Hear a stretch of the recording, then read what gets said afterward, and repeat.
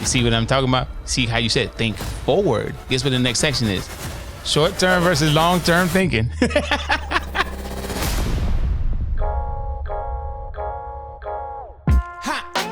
morning.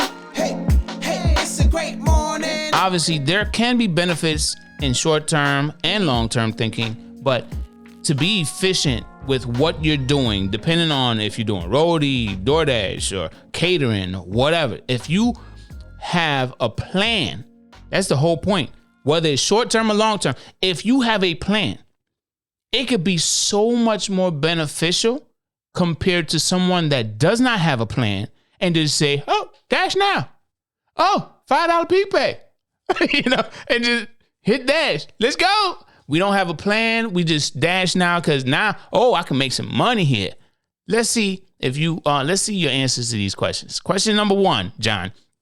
Are gig workers too focused on saving pennies while losing thousands in tax benefits? In your opinion?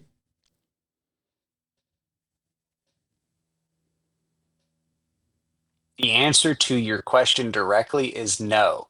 But if you change it, are people saving pennies while losing dollars? The answer is yes.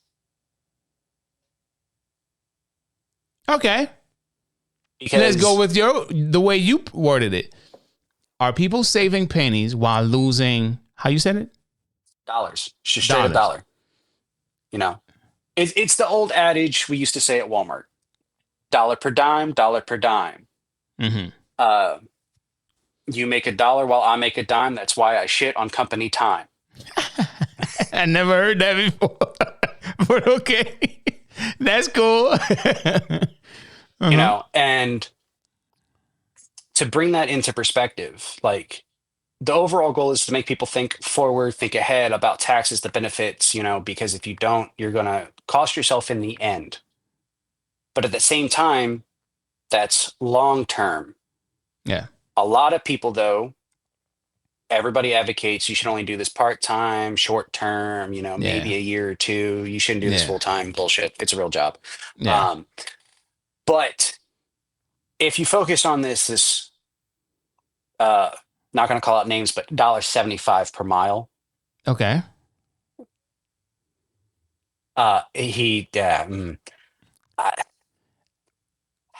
Get it out. Be nice. Be nice. Yeah, be nice. You're not going to have them in my comments talking about, hey, that's me he talking about. Go ahead. If it is you, please think and explore your market and judge other things, because that advice is completely unfeasible in my small market. That's part of why I started becoming a YouTube helper person thingy. I'm not out to make YouTube money. I'm out to help YouTube people who watch. Now that the foul ball's been thrown out and we're not even in a field, they'll focus on that $1.75 per mile when they've had all these orders that were $1.25, $1.50 that they could have filled out. Like, there was a person who they moved, but they were in my market and they would not take anything over or under. I think it was $1.90 a mile, but they came from a whole nother city. But they had done the whole thing, like my brakes, my tires, my insurance, and they calculated all that stuff in. Yeah. And it's like, in order to make a profit for them, they needed to make like 50 cents plus whatever their breakdown was to operate per mile. And I don't fault them for that. Right. But he would sit for hours and maybe make 30, 40, $50 a day, while the other three of us in that same parking lot were walking away during Christmas time with 250 in my small market. And then wondering why he's not making money. So this is where you said saving pennies, but while losing dollars. Yep. So this goes back to what we said earlier. Like, I'd rather you make $12 an hour versus $12, right? Yep. Some people would sit just so they could feel like they have some level of control over what's happening. Which I completely disagree. Some people may feel that way. Some people will also feel like, hey, I'm an independent contractor. I have the right to do this and to do that. And yeah, I got you. You do. You absolutely do. And yeah, along with that comes the right to be stupid sometimes. dude, I love you, bro. Your responses are like, I love them, bro. All right, so yes, there is only one type of person who has the right to be that way and not worry about it. And these are people who are grandparents, retirees who literally already make enough on their retirement, their 401k, their stocks or whatever. And they're just bored at the house and don't feel like doing yard work, or all their yard work was already done. So they're just trying to be like, I want to make $50 to go to the casino. Yeah. This order finally meets my $2.50 criteria. I'm going to take it. Yeah. They're the only people who can justify and have the right to do that. Because the rest of us, we got to make our bills and we got to make things work. Yeah, 100%. That's why we do what we do, right? We're not just out here to lollygag and make and make YouTube videos saying that we cannot take nothing less than this because, right?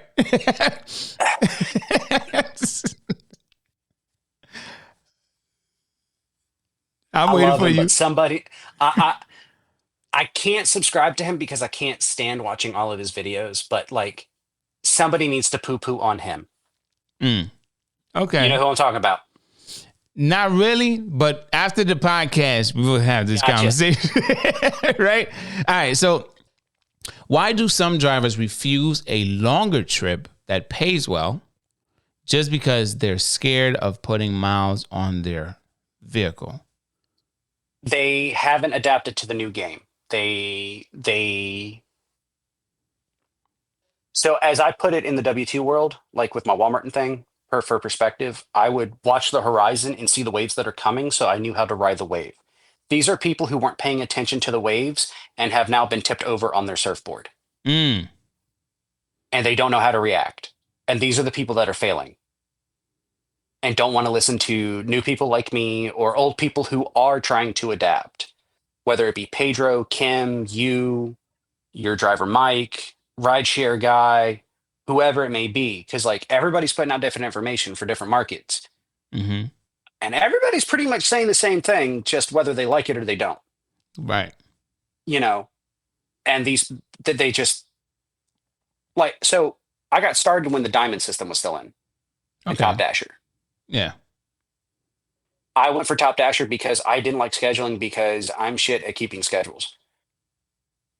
Like, I can't remember to schedule myself. That's why I stay platinum now. It's because in my market, I can still dash now anytime.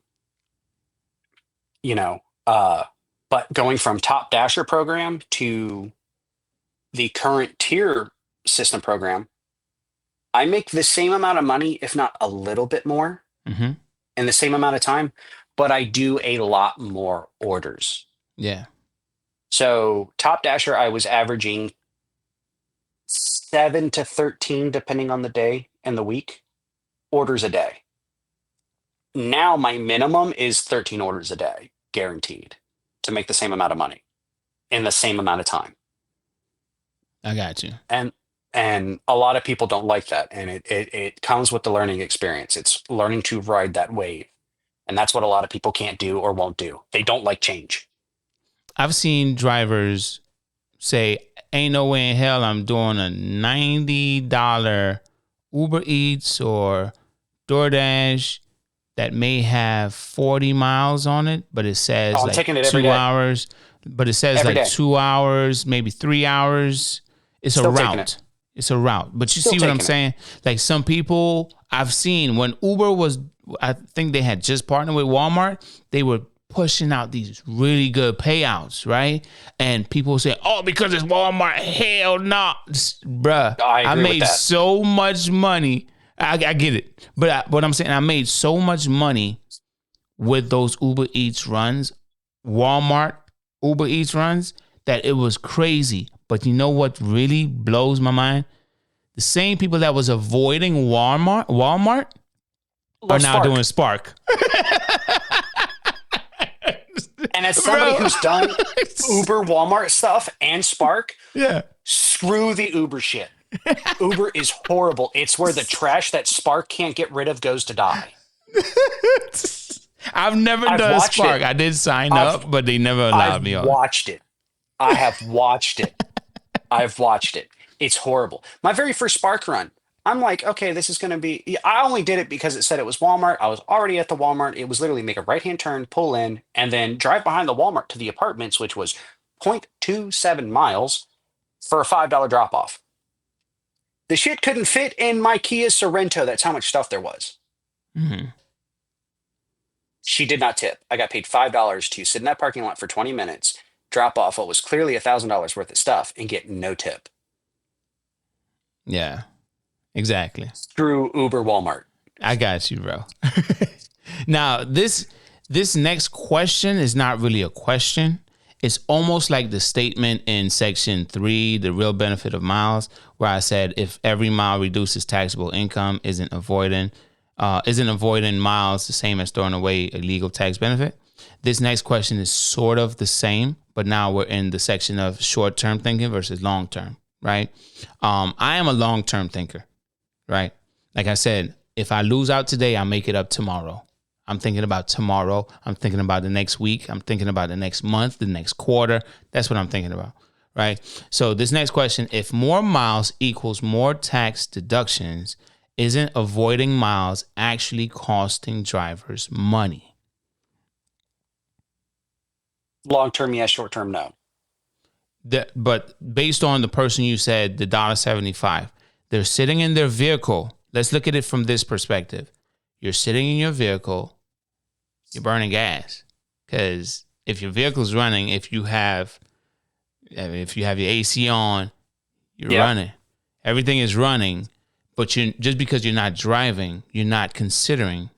A lot of people, I don't think they consider that. The idling, just sitting still. I didn't at first.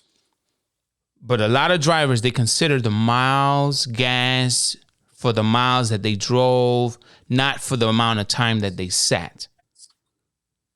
I see this a lot. I always see gas, the pay for the miles, and then they calculate the gas in what they just did. But how long were you sitting? How long was your shift? Your shift was 8 hours. How long were you sitting? 4.5 hours. So was your car running? Yeah, I got to run AC. It's hot as hell in Florida. Okay. So what about that gas right there that you're not calculating, that you're burning? Yeah. But that's the reason why I asked the question again, even if it's a new section. It's like you're avoiding to take these orders that have a decent amount of miles on them. And when I say decent, I don't mean in a good way, right? From your perspective, right? What you see, you might see $5 going 8 miles. You're saying, hell no, I'm not taking that. And I'm not telling anybody to take $5 going 8 miles. But long term, are you not leaving money on the table because you don't take the $5 going 8 miles? In your opinion? In some cases. So there's a couple of locations where I take a look at it, and it's because I know you can't get directly to them without going further down and making a U-turn.